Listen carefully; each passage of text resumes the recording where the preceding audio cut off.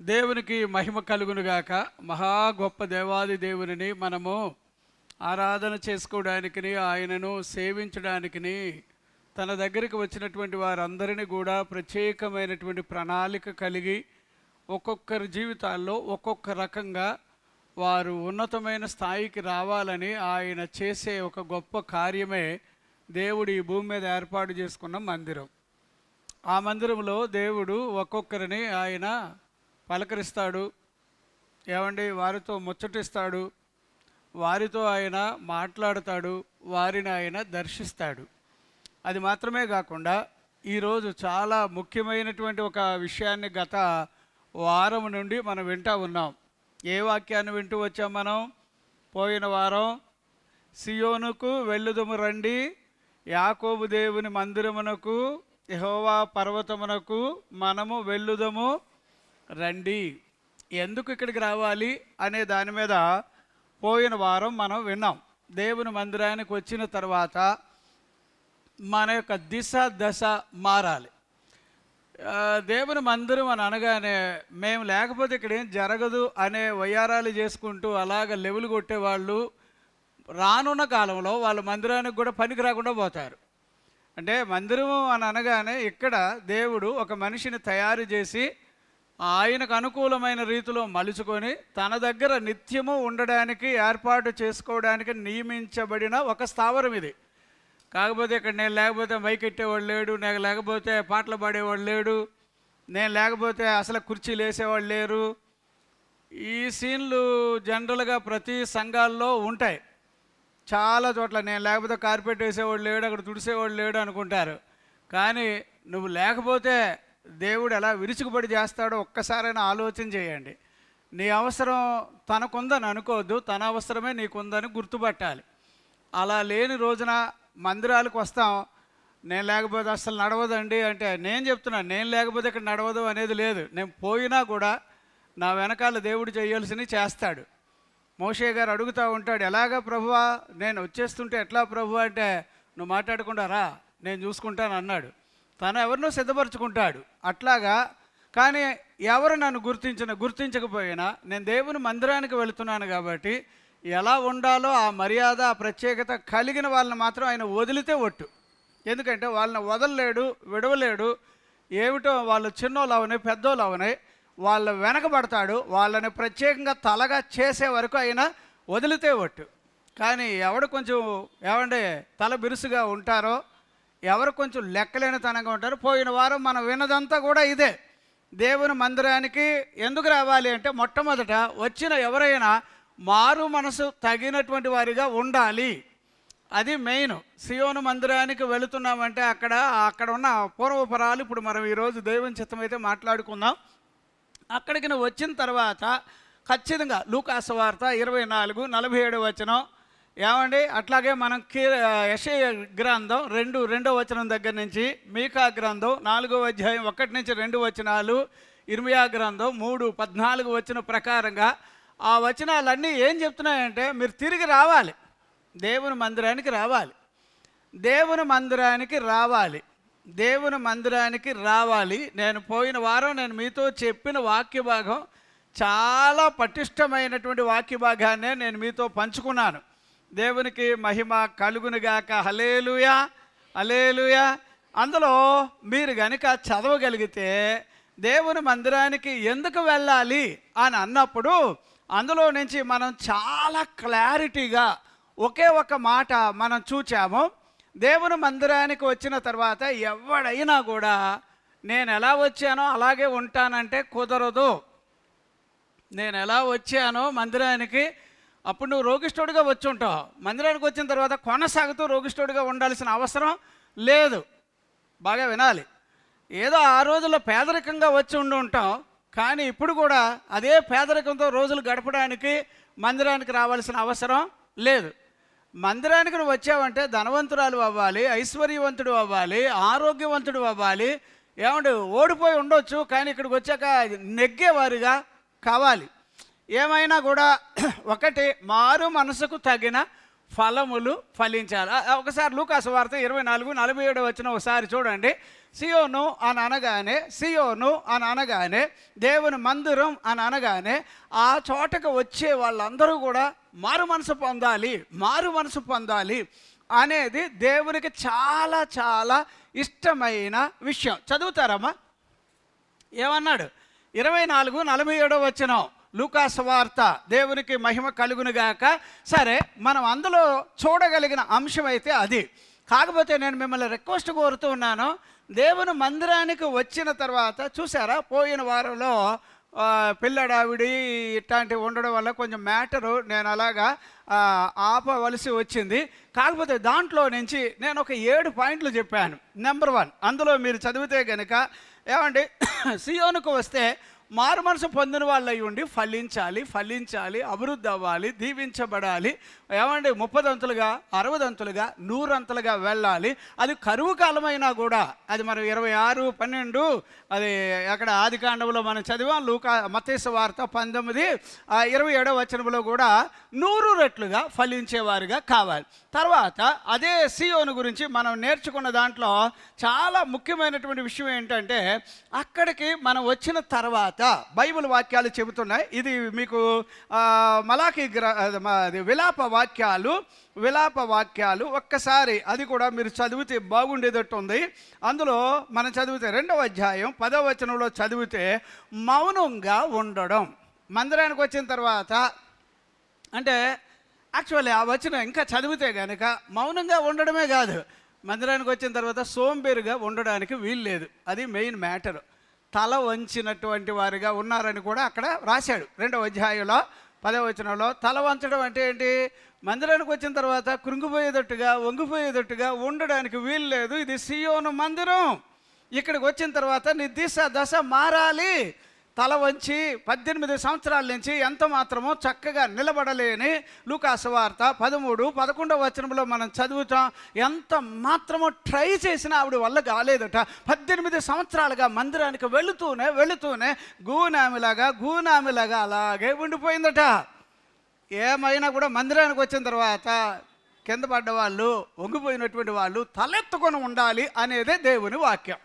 అది మీరు కావాలనుకుంటే 38 సంవత్సరాల నుంచి వాడు ఏమాత్రం కూడా బాగుపడడానికి వాడు వల్ల ఛానల్ కాక వాడు బాగుపడలేని పరిస్థితిలో ఉన్నాడని ఏమంటే యోహాను సువార్త 5వ అధ్యాయంలో మనం చదువుతాం. నేనేమంటున్నానంటే, తల వంగిపోయిన వాళ్ళు తల నిబ్బరంగా నిలబెట్టే ఆ స్థాయి ఉండడానికే సియోను మందిరం. దేవునికి స్తోత్రం, హల్లెలూయా. సార్, నేను ఒక రిక్వెస్ట్ కోరుతున్నాను. మందిరానికి వచ్చిన తర్వాత ఇక్కడ ఇది ఒక మీటింగ్ పాయింట్ అయితే కాదు. నేను ఫలానా వాళ్ళని ఇక్కడ కలుసుకోవడానికి వస్తున్నాను, ఫలానా వాళ్ళని ఇక్కడ చూసుకోవడానికి వస్తున్నాను, అట్లాంటి ఆ దరిద్రపు ఆలోచనలు మీలో నాలో కూడా ఉండకూడదు. నేను ఒక్కటే ప్రభువు దగ్గర మొరపెట్టేది ఏంటంటే, ప్రభువా, నీ సిలువకు ఆకర్షితులైనటువంటి వాళ్ళు రావాలి. ఇక్కడ బైబిల్ వాక్యాల్లో పరమగీతాలు 1:4 వచనంలో నేను చదువుతూ ఉంటాను. నీ నామము ఎంతో ఎలాంటిదట? పరిమళ వాసన. అది ఆకర్షణీయమైన ఓ ప్రత్యేకత ఉంటుందట. మందిరానికి వచ్చిన తర్వాత నీ వల్లే గనక మందిరం ఇబ్బందికరంగా అయితే దేవుడు నీ మీద చెయ్యెత్తాలి అని నేను అలాగ అడుగుతాను. రీజన్ ఏంటంటే, మందిరానికి వచ్చాక కూలబడేటట్టుగా ఎక్కడ ఉంటే కనుక ఏ కాలానికి మీరు బాగుపడతారు, ఏ కాలానికి మీరు తలగా అవుతారు, ఏ కాలాన్ని నిర్విచారముగా, తెలుగు బైబిల్ ప్రకారంగా తల వంచినటువంటి వారిగా. ఇంకొక మాట కూడా రాశాడు కదమ్మా, ఎక్కడ? ఆమోసు గ్రంథం 6వ అధ్యాయం 1వ వచనంలో మందిరానికి వచ్చిన తర్వాత, సియోనుకు వచ్చిన తర్వాత నిర్విచారముగా. ఆ పాయింట్ తెలుగు బైబిల్లో అదే ఉందమ్మా, నిర్విచారం అని ఉందమ్మా. నిర్విచారం అంటే ఏంటి? ఇక్కడికి వచ్చిన తర్వాత తలాతోక లేనట్టు, ఏ ఆలోచన రానట్టు, ఏ నిర్ణయం లేనట్టు, ఇక్కడికి వచ్చిన తర్వాత ఇంకా మేము దివాలా సెక్షన్లో ఉన్నాము అనేటట్టు ఉండడానికి వీలు లేదు. సియోను అంటే ఇక్కడ నీ పరిస్థితులన్నీ మార్చబడాలి. అదండి, ఏదైనా దేవుడు నీకు ఇచ్చినటువంటి ఆలోచన మేరకు దేవుడు నీకు ఇచ్చినటువంటి తలంపుల మేరకు నీతిమంతుల కోరిక ఆయన ఏం చేస్తాడట? 20వ కీర్తన 4వ వచనంలోనా అందులో మనం చదువుతాం. నేను ఒక్క రిక్వెస్ట్ కోరుతున్నానండి, ఏమైనా కూడా దేవుని యొక్క సన్నిధికి వచ్చిన తర్వాత నిర్విచారంగా ఉండకూడదు.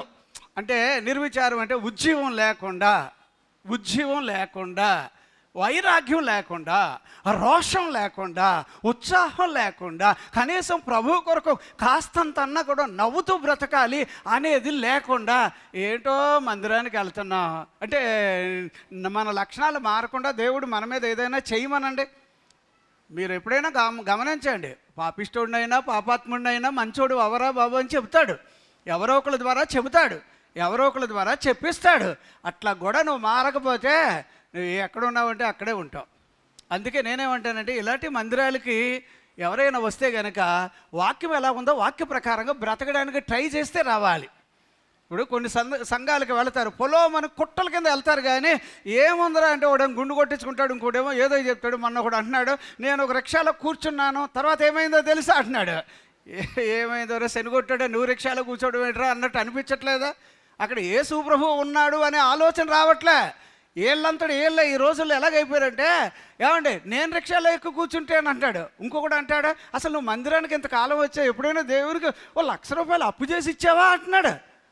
అప్పు చేసి ఇచ్చావు అంటే నీ కొరకు నువ్వు అప్పు చేసావు, కానీ దేవుని కొరకు నువ్వు ఎప్పుడైనా ఏమంటే ఈ టైప్ ఆఫ్ వర్తమానాలు చెప్పే కాలంలో అదొక రకంగా వాడు నరకానికి పోతాడు, వాడిని అనుసరించిన వాళ్ళు కూడా నష్టానికి పోతారు.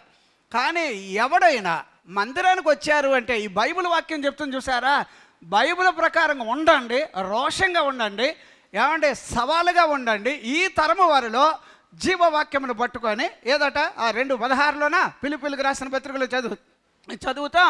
ఆ వాక్యమును పట్టుకొని మీరు రోషంగా సవాలుగా ఉండండి. నీ ఎదుట ఒకవేళ యెజెబెలు ఉన్నా కూడా, ఆ హాబుగాడు నిలబడినా కూడా, నేను చెప్తున్నా వాళ్ళంతా తీవ్రంగా నిలబడ్డ తర్వాత కూడా అనుకుంటే దేవుడు నిన్ను కాపాడుకుంటాడు, అనుకుంటే దేవుడు వారి మధ్యలో జ్యోతిగా ప్రకాశింప చేస్తాడు. అంచేత నిర్విచారంగా ఉండడానికి వీలు లేదు. దేవునికి స్తోత్రం. ఇంకా సియోను గురించి మనం ఇంకా చాలా విషయాలు విన్నామబ్బా. ఒక విధంగా అందులో ఇక్కడ రెఫరెన్స్ రాయకపోయినా విలాప వాక్యాలు 2వ అధ్యాయం 1వ వచనంలో మీరు అది కనుక చదివితే ఎట్లా ఉందబ్బా, చదువుతారమ్మా ఒకసారమ్మా. దేవునికి మహిమ కలుగునుగాక. 2వ అధ్యాయం 1వ వచనం, ప్రభువు కోపపడి సియోను కుమార్తెను మేఘముతో కప్పి ఉన్నాడు, ఆయన ఇశ్రాయేలు సౌందర్యమును. ఇది చాలా బాధాకరం కదా. సియోనుకు వచ్చిన తర్వాత నువ్వు ఎలా ఉండాలని ఆయన కోరుకుంటున్నాడు చెప్పండి. సౌందర్యంగా ఉండాలని ఉందా లేదా? అందంగా ఉండాలని ఉందా లేదా? చెప్పండి సార్. అందుచేత చిరిగిపోయిన గుడ్లు వేసుకొని వచ్చి మందిరానికి కదా, ముతక బట్టలు వేసుకొని వచ్చి ఎవరు చూసినా కూడా ఇదేంట్రా బాబు అంటే, అంతే మేము మా బతుకుల్లో ప్రభుల్లోకి వచ్చాక ఎలాగ అయిపోయాం. యెషయా గ్రంథం 52 ఏమ్మా అక్కడ 1-2 వచనాలు అనుకుంటున్నాను, ఒకసారి చదువుతారమ్మా. 52 యెషయా గ్రంథంలో కూడా మనము ఈ వాక్య భాగాన్ని చూడగలుగుతాం. చూడండి. సియోను లెమ్ము లెమ్ము నీ బలము ధరించుకునుము. ఏంటమ్మా నీ బలము ధరించుకునుము. పరిశుద్ధ పట్టణమైన యెరూషలేమా నీ సుందర వస్త్రములను ధరించుకునుము. ఇక మీదట సున్నతి పొందని వాడొకడైనను అపవిత్రుడొకడైనను నీ లోపలికి రాడు. ధూళి దులుపుకొనుము. యెరూషలేమా లేచి కూర్చుండుము. చెరపట్టబడిన సియోను కుమారి. ఒక్క మాట ఇందులో మీరు గమనిస్తే, మీరు సియోనుకు వచ్చారు అంటే మారు మనసు ఎంత అవసరమో. 2వ పాయింట్ ఏమి నేర్చుకున్నాం? నిర్విచారంగా ఉండడంలోంచి బయటపడడం ఎంత అవసరమో. 3వ పాయింట్ ఏం నేర్చుకున్నాం ఇక్కడ? ఏమండి ఇక్కడ ఏదో అపవిత్రమో ఇలాంటి పదాలు మీరు చదివితే గనుక సార్, నేను ఒక్కొక్కసారి ఈ వాక్యాలు చదివినప్పుడల్లా నా మనసులో అనిపిస్తుంది, దేవుడు రేపు నీకు అద్భుతమైన కార్యం చేయడానికి ఇప్పుడు ఏం చేయమంటాడు ఆయన మిమ్మల్ని? మీరు అంటే ఏమంటారు? పరిశుద్ధంగా ఉండడం అనేది రోజు ఉండాలంటారా? ఆలోచన చేయండి. వచనాలు నాకు ఎప్పుడు బుర్రలో పడతా ఉంటాయి. ప్రభువా, కేవలం రేపో ఎల్లుండో చేసే అద్భుత కార్యం కోసం నన్ను ఇప్పుడు ఏమంటున్నావు? Before you have to be ఎలాగా బీ హోలీ అంటున్నాడు. మీరు పరిశుద్ధంగా ఉండాలి అంటున్నాడు. అంటే పరిశుద్ధంగా ఉంటే ఎప్పుడు ఆయన ఏం చేస్తాడబ్బా? ఎప్పుడేం చేస్తాడు? నాకు అదే ముఖ్యం అనిపించింది కానీ, ఓహో పరిశుద్ధంగా ఉంటే రేపో ఎల్లుండో ఆయన కార్యం చేయాలంటే ఇప్పుడు నన్ను పరిశుద్ధంగా ఉండమంటున్నాడు అంటే దీన్ని బట్టి అర్థం ఏమిటబ్బా? ఇది ఇలాగ ఆలోచన చేస్తే నీ జీవితంలో ఎప్పుడూ అద్భుతమైన కార్యాలు జరగాలంటే నువ్వు హోలీగా, పరిశుద్ధంగా, నీతిగా, యథార్థంగా, పవిత్రంగా ఉండి తీరాలి. అలా కాకుండా ఏదో ఒక్కొక్కసారి నేను ఇప్పుడు ఇలా చెప్తా ఉంటుంటే దీన్ని కొంచెం మీరు పర్యాయంగా ఆలోచన చేయాలి. ఎలా పడితే అలా బ్రతికే వాళ్ళకి దేవుడు అలాగే కనిపిస్తాడు కానీ కాస్త అంటూ స్పెషల్గా బ్రతకడం అలవాటు పడితే నీకంటూ ఆయన వేరే రీతిగా ఆయన కనిపిస్తాడు. అప్పుడు నీ లెవెలే వేరు. దేవునికి స్తోత్రం, హల్లెలూయా. నేను అక్కడ ఇక్కడ వాక్యం చెప్పడానికి వెళ్తాను. ఒక్కొక్కసారి నేను పట్టుకొని అంటారు, బ్రదర్ ఈ వచ్చిన మాకు బాగా తెలుసు బ్రదర్ అంటారు. బాగా తెలుసు కానీ ఏమో అంత కంఠస్థం చేశారు కానీ అందులో ఇంత టేస్టీ ఫుడ్ ఉందని ఆలోచన రాలేదు. ఇప్పుడు చెప్పగానే బ్రదర్ భలే ఉంది బ్రదర్ అంటారు. అంటే నేను అంటున్నా, దేవుని మందిరానికి వచ్చిన తర్వాత ఇగో మీరు ఆరోగ్యంగా ఉండాలి. సౌందర్యం అంటే అర్థం ఏంటో తెలుసా? ఎలాగ ఉండాలి? ఏది రోగస్తులుగా ఉండే వాళ్ళంతా దేవునికి స్తోత్రం చెల్లిద్దామా? ఎంతమంది ఉన్నారు? ఎవరైనా ఉన్నా ఇప్పుడు ఎవరు చెయ్యొత్తకపోవచ్చు.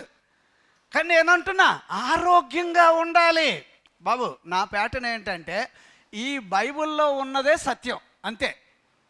ఇక దీనికి మించి వేరే ఓవర్ యాక్షన్ నాకు చేయడం చేత కాదు. అలాంటి వాటిల్లో దేవుడు నన్ను ఎల్లనివ్వకుండునుగాక. బైబిల్లో ఏం రాశాడో అదే నమ్ముతాను. ఇప్పటికైనా రేపు చచ్చిపోయే సమయం వచ్చినప్పుడు కూడా బైబిల్లో రాసిందే నమ్ముతా. నేను ఒక రిక్వెస్ట్ కోరుతున్నాను, మీకు కూడా దమ్ముంటే సవాలుగా చెప్తున్నా, ఈ వాక్యాన్ని గట్టిగా పట్టుకో, నువ్వు ఆరోగ్యవంతుడిగా మారిపోతావు. ఏదో తాత్కాలికంగా మంచం మీద పడ్డావు అని అనుకుంటే ఆ మంచానికి సిగ్గు అనిపిస్తుంది. చిచ్చు బాబాయ్ ఎవడో రోగిష్టుడు అలాగా పర్మనెంట్గా ఉంటాడని ఆశపడితే ఈడెవడో వచ్చాడు వెళ్ళిపోయాడు అనేదట్టు మంచం ఉండునుగాక. దేవునికి స్తోత్రం. రోగంతో ఉండడానికి కాదు సార్, ఇక్కడికి వచ్చిన తర్వాత ఆయన ఆరోగ్యపు రెక్కలు నీ మీద మలాకి 4:2 ప్రకారంగా అది సౌందర్యంగా ఉండాలి. కానీ నిర్విచారంగా ఉండడం, 7 ముఖాలు వేసుకొని ఉండడం. ఇంకెక్కడ చూస్తే కనుక ఇప్పుడు ఎలాగుందమ్మా, అభిషేకం లేకుండా ఉండడం. అభిషేకం లేకపోతే మనిషి సౌందర్యంగా ఉండలేడు. మీకు అందుకే నేను ఆది కాలంలో నేను చెప్పాను, మోషే ఎట్టాటి సౌందర్యవంతుడట, దివ్య. యాక్చువల్లీ ఈ పదాలు మగాళ్ళకి కాదు, ఎవరికి ఉండాలి ఇవి? దావీదు గురించి ఏమని రాశాడు? అతడు రూపాసి. యాక్చువల్లీ ఈ పదం కూడా మగాళ్ళకి కాదు, ఎవరికి ఉండాలి ఇవి? నిజంగా ఆడవాళ్ళకి దేవుడు ఇచ్చిన సౌందర్యం. కానీ బైబిల్ ఏం చెప్తుందంటే, when you are possessed with the Holy Spirit, when you are anointed by the Holy Spirit, you became a beautiful person అన్నట్టుగా ఒక అభిషేకం వలన నువ్వు ఎంత ప్రత్యేకమైన వాడిగా మారిపోతావు అనేది అది మందిరములో జరుగునుగాక. దేవునికి స్తోత్రం. అది చాలా ఇంపార్టెంట్ సార్. మందిరంకి వచ్చేమో అని అనగానే అల్లా టప్పాగళ్ళగా ఉండడానికి వీలు లేదు. అది నా రిక్వెస్ట్ ఏంటంటే, మందిరానికి బాబు ఎలాగరా బాబు, ఎలాగంటే గట్టిగా వాక్యం చెప్తే ఊడిపోతారంటే పోయేవాడు ఎలాగే పోతాడు, ఉండేవాళ్ళే కావాలి. తొక్కలతో పని లేదు, ఆయనకి గింజలతో కావాలి. ఏటితో కావాలట? ఎందుకు అంతలాగా చెప్పాలంటే, ఇగో ఒక్కడు ఎంతమందితో సమానం, ఇద్దరు ఎంతమందితో సమానం. అలా దమ్మున్న మనుషులుగా బ్రతకాలి. అది సియోనుకున్న ఓ ప్రత్యేకత. అంతేగాని నువ్వు కూడా మందిరం మానేసావంటే, యేసు ప్రభు గారు గుమ్మం ముందు కూర్చొని ఉన్నాడు, కుర్చీలో కూర్చొని చూశాడు వెళ్ళేవాళ్ళు వెళ్ళిపోతున్నారు. ఎందుకు వెళ్తున్నారంటే అదో తొట్టిగా యేసు ప్రభు కూడా ఉండడం, దొంగ పని చేయడానికి ఒకడు, యేసు ప్రభు కూడా ఉండడం, పెడితే తినడానికి ఉండడం, యేసు ప్రభు కూడా ఉండడం. అయ్యో మీరు పెడితే తినడానికి కానీ మేమంటూ మీకేం పెట్టం సార్ అనేదట్టు ఉండడం. ఇలాగ వెళ్తూ ఉన్న వాళ్ళని చూసి ఆ దగ్గరలో నిలబడి ఉన్న పేతురు ఇంకా చూశాడు. పేతురు నువ్వు కూడా వెళ్ళిపోతావా అని అడిగాడు. వెళ్ళిపోతావా అన్నాడు.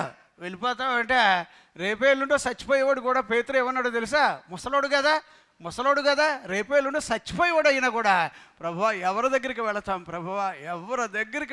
ప్రభువా, నిత్య జీవపు మాటలు గలవాడు నువ్వు ఒక్కడవే అని అనగానే ప్రభు ఆశ్చర్యపడిపోయి అన్నాడు, నానా ఇది ఒక ప్రత్యక్షత, ఇది దేవుని నుంచి నీ దగ్గరకు వచ్చింది ఈ ప్రత్యక్షత అని భలే మెచ్చేసుకున్నాడండి.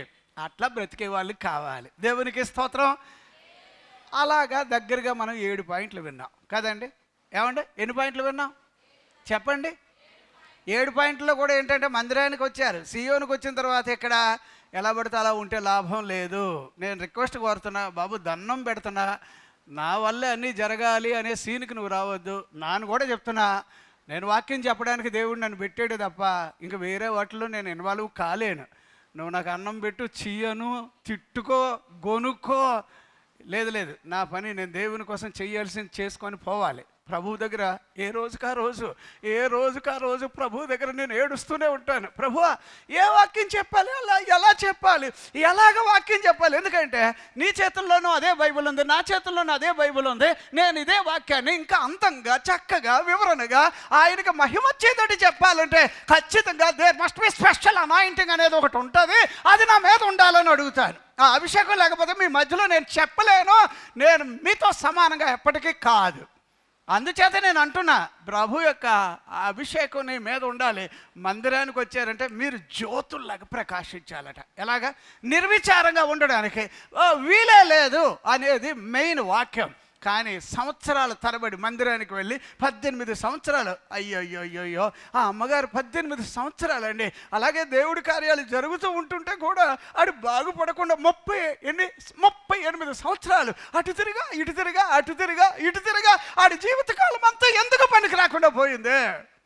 ఒకరోజు ప్రభువే వచ్చాడు, ఎంతకాలం రండి బతుకులాగా అని వాడితో మాట్లాడాడు. నేనేమంటానంటే, ఈ సియోనుకి ఓ ప్రత్యేకత ఉంది. ఎవరో చెబుతున్నట్టు కాదు. అంటే సియోన్ అంటే ఏంటబ్బా అని అంటారేమో. నాకు దీని మీద వెళ్తూ ఉంటుంటే మొన్న అలాగా ప్రభు దగ్గర తట్టుకోలేక, ప్రభువా ఈ సియోను గురించి ఏంటబ్బా అసలు విషయం ఏంటి అని ఆలోచన చేస్తే తట్టుకోలేని వేదన, తట్టుకోలేని బాధ, ఇట్లాంటిది ఒక ప్రత్యేకంగా. అప్పుడు సియోన్ అంటే క్రొత్త నిబంధనలో ఉన్న సంఘమే. అర్థమైందా? క్రొత్త నిబంధనలో ఉన్న సంఘమే. ఇక్కడ సంఘం అన్నారు. ఓల్డ్ టెస్టిమెంట్లో సంఘం ఏం లేదక్కడ. అక్కడ వేరే, అది కొనసాగుతూ వచ్చే మూవింగ్ చర్చ్ అని అంటారు. అట్లా వస్తూ ఉండేది, మోసుకెళ్తూ ఉండేవారు. అంటే ఎక్కడ దేవుని సన్నిధి ఉందో అక్కడే దేవుని పనులు జరిగేవి. అందుచేత నా రిక్వెస్ట్ ఏంటంటే, ఇక ఈ సియోను గురించి ఇంకా నేను 7 పాయింట్లు చెబుతూ వచ్చాను. అందులో నేను ఒక్కటే అంటాను, ప్రభు దగ్గరికి వచ్చాక నువ్వు ఆరోగ్యంగా ఉందువుగాక, నువ్వు ప్రభు దగ్గరికి వచ్చాక సౌందర్యంగా ఉందువుగాక, నువ్వు ప్రభు దగ్గరికి వచ్చాక పుష్టిగా భోజనం చేసే బిడ్డగా ఉందువుగాక. మందిరానికి వచ్చిన తర్వాత, ఈ సియోనుకు వచ్చిన తర్వాత, ఓల్డ్ టెస్టిమెంట్లో ఈ పేరు లేదు సార్. ఓల్డ్ టెస్టిమెంట్లో దేనికి పెట్టాలి ఈ పేరు ఆలోచన చేయండి. ఇది దావీదు గారు కొనుక్కున్న ఒక స్థలం అంతే. దావీదు గారు కొనుక్కున్న జాగా. ఆ జాగాకి ఆయన దావీదు గారు కట్టుకున్నాడు. సియోను పురం అన్నాడు, సియోను కట్టడం అన్నాడు, సియోను అని అన్నీ దావీదు గారియే. కానీ ఆ దావీదు గారికి ఉన్న మంచి మనసును చూసి, నానా నాకు నువ్వు కావాలి, నువ్వు ఉన్న ఏరియా కూడా కావాలి. నేను చెప్తున్నా, దేవునికి నువ్వు కావాలి, నీ ఇల్లు కూడా ఆయనకు కావాలి. నీ మీద ఆయన పెత్తనం చెయ్యునుగాక. ఆ ఏరియా మీద ఆయనకు ఒక ఇష్టం వచ్చేసిందబ్బా. ఆ స్థలం మీద ఆయనకు ఒక ప్రత్యేకత వచ్చేసిందబ్బా. అట్లాంటి ఓ ప్రత్యేకత ఈ చివరి దినాల్లో ప్రభువా నీ ప్రత్యేకత మా మీదను, నా పిల్లల మీదను ఉండాలని మనం అడగాలి. నేను ఈ వాక్యాన్ని ఇక్కడితో ఆపుతున్నాను. ఇందులో నుంచి నేను ఒక్కటే ఆలోచన చేయాల్సింది ఒక్కటేనమ్మా, ఏమనుకోకండి. ఒక్క మాట 3:16 చదువుతారమ్మా. యెషయా గ్రంథం 3:16లో సియోను మందిరానికి వచ్చిన తర్వాత ఓర చూపులు. ఏ చూపులమ్మా చెప్పండి అబ్బా. ఉన్నదమ్మా, ఒకసారి చదవండి అమ్మా. మరియు యెహోవా సెలవిచ్చినదేదనగా, సియోను కుమార్తెలు గర్విష్ఠురాండ్రై. ఏమయ్యారమ్మా? అమ్మా మందిరానికి వచ్చాక, సియోనుకు వచ్చాక గర్వం చచ్చిపోవును గాక. ఎవరెవరికి గర్వం ఉందని నేను చెయ్యెత్తండి అంటే ఒక్కడు చెయ్యెత్తుతాడా? ఎవడైనా చెయ్యెత్తుతాడా? నాకు అస్సలు గర్వం, ఎంత అమాయకంగానో నయ్యం. అప్పుడే నీళ్ళలో వచ్చిన ముసల్లాగా ముసలు ఏడుతుందట. ఏడుతా, దగ్గరికి వెళ్ళి మింగిపోతే చూద్దు కానీ తినేపోతే కాదబ్బా. సియోను అనగానే ఖచ్చితంగా ఇక్కడికి వచ్చాక మనకున్న గర్వం అంతా చచ్చిపోవాలి. ఏమవ్వాలి చెప్పండి అమ్మా. ఇంకొక మాట ఏమన్నాడమ్మా? గర్వం ఒకటి. ఇంకోటి ఏమన్నాడు అక్కడ? మెడచాచి. ఏటమ్మా మెడచాచి అంటే? మెడచాచి అంటే అర్థం ఏంటంటారు? నా గొలుసు చూసావా నా గొలుసు? నీకు ఒక్కదానికే ఉన్నది మరి గొలుసు. మీరే కాదు, ఈ మగాళ్ళు కూడా వేసుకోవచ్చు. తప్పుగా నేను దీని మీద కామెంట్ కాదు. మా ఆభరణాలు చూసారా? నేను 4 లక్షలు పెట్టుకున్నా, 4 కాదు 10 లక్షలు పెట్టుకోనుకో, నాకు బాధ లేదు. కాకపోతే ప్రాబ్లం ఏంటంటే, నీకు ఎవరికైతే లేనోళ్ళని చూసి వాళ్ళ ముందు స్టైల్ కొడుతున్నా చూడు, అక్కడ నీకున్న ఈ గొలుసుకి అక్కడ దిగదూడుపు అన్నమాట. ఆ లేనోళ్ళు కూడా వాళ్ళు గొప్పలు అయ్యేటట్టుగా చేసుకో, అంతేగాని ఇక ఓ మెడ చాపి చాలా లెవెల్గా ఇలాగ ఎంత చాలా లెవెల్గా కొట్టేవాళ్ళు ఉంటారు కదా. అమ్మ, మీ పిల్లలకు మంచి ఆభరణాలు కొనండి, తప్పు కాదమ్మా.